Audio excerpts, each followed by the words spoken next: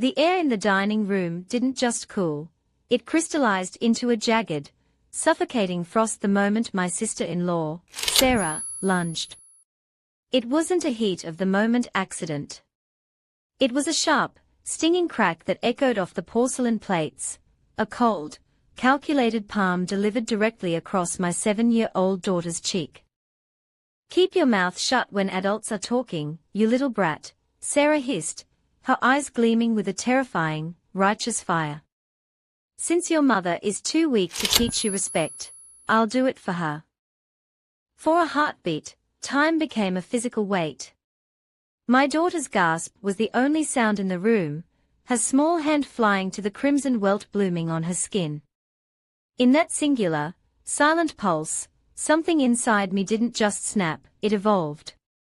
The years of keeping the peace and swallowing her venomous barbs vanished, replaced by a surge of pure, primal adrenaline. I didn't scream.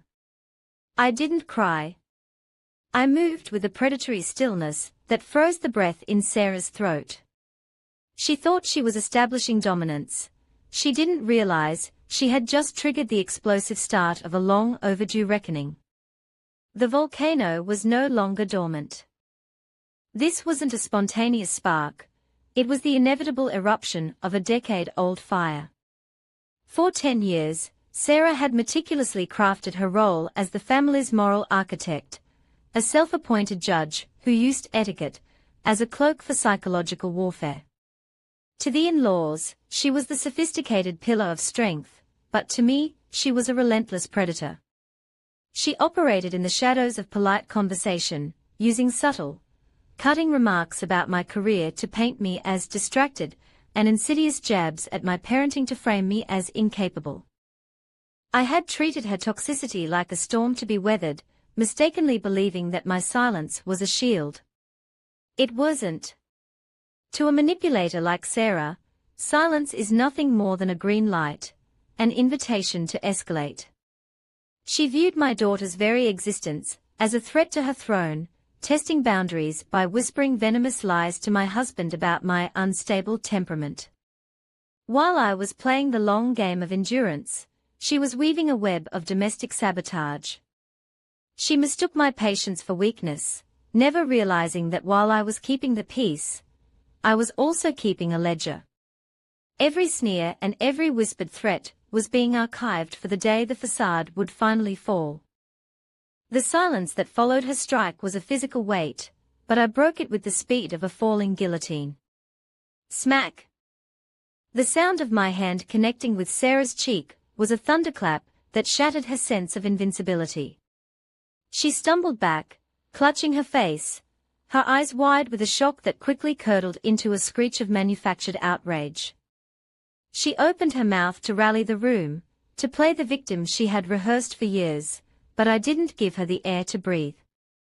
I stepped into her space, my eyes locked onto hers with a cold, terrifying focus that silenced the room a second time.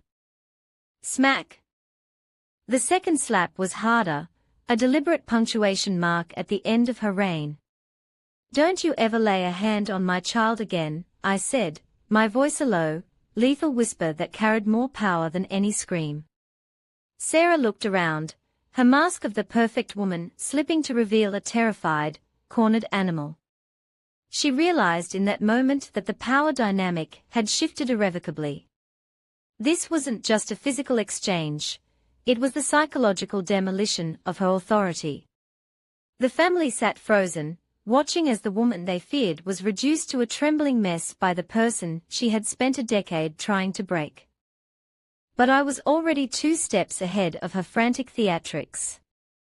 As Sarah began to wail, desperate to flip the script and paint me as the unhinged aggressor, I didn't engage in her chaos. Instead, I moved with surgical precision. I pulled my phone from my pocket, not to call the police, but to execute a pre-planned digital strike. With a few swift taps, I cast my screen to the massive 75-inch TV in the center of the room. The living room transformed from a family sanctuary into a high-definition courtroom. "Let's look at the reality Sarah doesn't want you to see," I said, my voice cutting through her screeching like a blade. I opened a folder I had been quietly curating for months. Suddenly, the speakers weren't filled with her cries, but with her own voice, crisp, clear, and dripping with malice. It was a recording of her laughing about how she had intentionally lost my daughter's medication last summer. The color didn't just leave her face, it vanished. Next came the screenshots of her text threads, showing her mocking my mother-in-law's pitiful cooking and outlining a plan to bankrupt my husband's trust in me. This wasn't a debate, it was a total narrative collapse. The perfect daughter-in-law was being dismantled, frame by frame, in front of the only audience that mattered. The digital truth was lethal, and Sarah was finally out of lies. The fallout was absolute. As the final audio clip finished, the silence in the living room wasn't just quiet, it was lethal. My mother-in-law stood up, her face a mask of cold fury, as she turned towards Sarah. The perfect daughter-in-law facade had been shredded in seconds. Sarah started stammering, trying to dismiss the evidence as misunderstood or out of context, but the damage was irreparable. The proof was too damning, and the cruelty in her own voice was undeniable. Her husband, who had spent years defending her strong personality, finally saw the reality of the monster he was married to. The room was no longer a place of family unity, it was a courtroom where Sarah was the sole defendant. She looked around for support, but the eyes of the entire family were cold, judgmental, and closed to her. She had built her status on the ruins of others, and now, the foundation had completely collapsed under the weight of her own hubris. Watching her realize that she had been utterly exposed was more satisfying than any physical confrontation could ever be. She tried to storm out, hoping someone would follow, but not a single person moved. She left the house not just defeated, but entirely alone, finally facing the hollow reality of her own actions. Justice Valley doesn't operate on rumors, we operate on cold, hard reality. The final blow wasn't loud, it was cold, swift, and permanent. In the weeks that followed, Sarah tried to orchestrate a desperate comeback, spinning tales of my sudden breakdown to the extended family. She anticipated their sympathy, but the truth had already outrun her.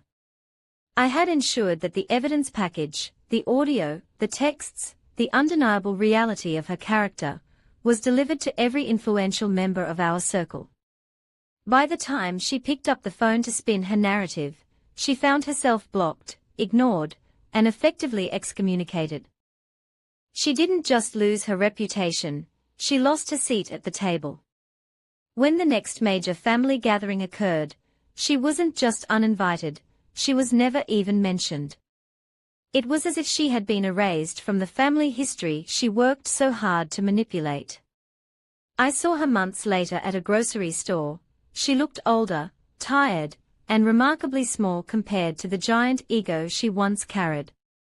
She looked at me, expecting a confrontation, but I simply walked past her without a flicker of recognition. That was the ultimate victory, knowing she no longer had the power to affect me or my daughter. She was forced to live in the silence of her own consequences, a ghost in her own life.